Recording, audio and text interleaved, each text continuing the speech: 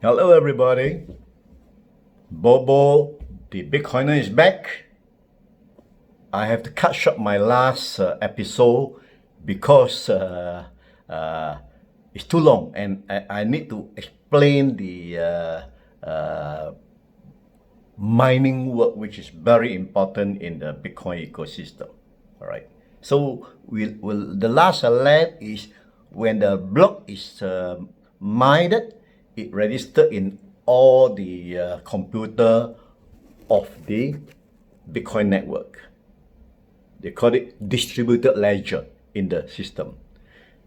When it registered in the Bitcoin network or into each node, the system cross-check each other continuously, practically every second.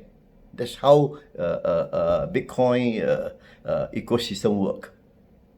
The software is running 24/7, non-stop. Now, it's obvious that the blockchain or distributed ledger in every node in the Bitcoin ecosystem, that they must be the same, right? Every ledger in every node in the Bitcoin ecosystem, they has to be the same. So upon cross-checking, if any or minority node has a different ledger, again, consensus system come into play. The minority will be kicked out of the system as a bad actor, and that node will be banned. In this way, the majority is always the true and correct answer accepted. This is how blockchain becomes decentralized also. Okay, this is also why Bitcoin network is impossible to hack. How could any hacker or group of hackers even hack the majority of the nodes in the Bitcoin ecosystem? Especially today, there are few million nodes at least. It should now be clear that hacking of Bitcoin is impossible compared to the conventional ledger or server where all data are stored in one location or a few locations. All right. Here, the ledger or the blockchain is stored in a few millions computer. How to hack?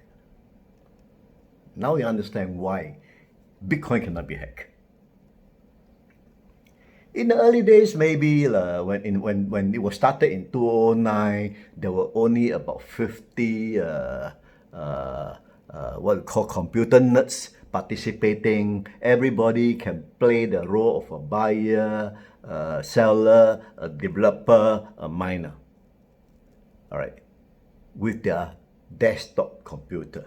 This period is possible because proof of work using home computer,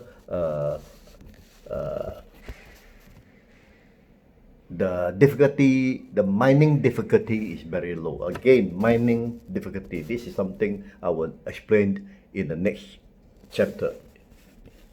All right. So as time goes by,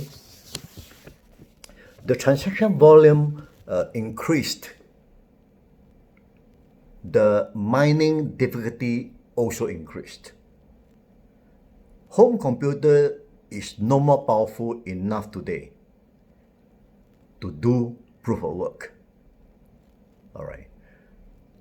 Manufacturers design special CPU dedicated to guess the hash in high power computer speed. Still not good enough, as Bitcoin reaches millions of transactions every day. Manufacturers today came up with what they call application specific integrated circuit chip, ASIC chip, ASIC. That chip has massive power brute force to guess the hash. Boom, boom, boom, boom, boom. Very high speed.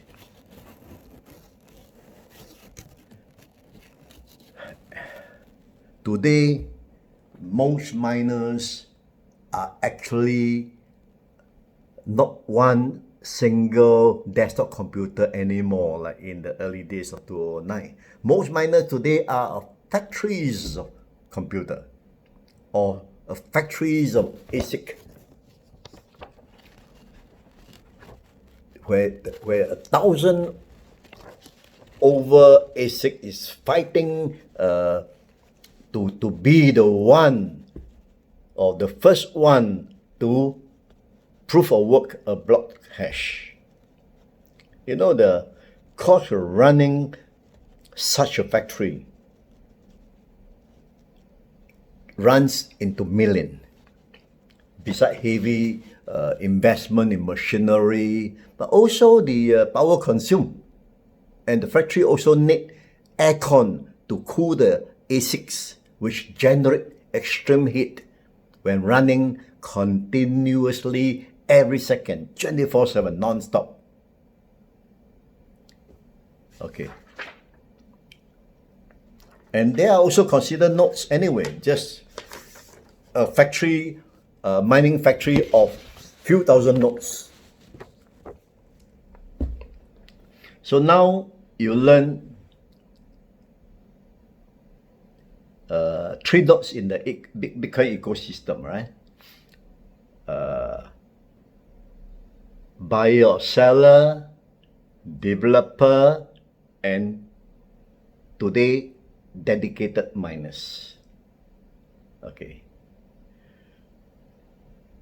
There are altogether 5 nodes in the Bitcoin ecosystem. We talked about the 3 already. The next 2 nodes I'm going to introduce you will be the crypto exchange node. Crypto exchange is also a node. All right. The crypto wallet node. People who create crypto wallet for you to store your Bitcoin, they are also a node. So altogether, there are 5 nodes in the Bitcoin ecosystem. Okay.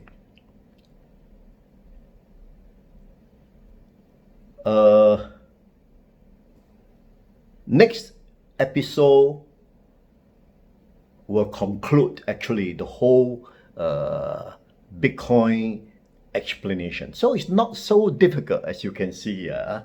Only out of what, 6-7 lessons, you can understand what is Bitcoin already. All right. And after that, you can then digest and make up your own understanding why now Bitcoin cannot be hacked, why Bitcoin is not a scam. All these kind of things can be answered later. All right. So enjoy. See you next episode. Bye bye.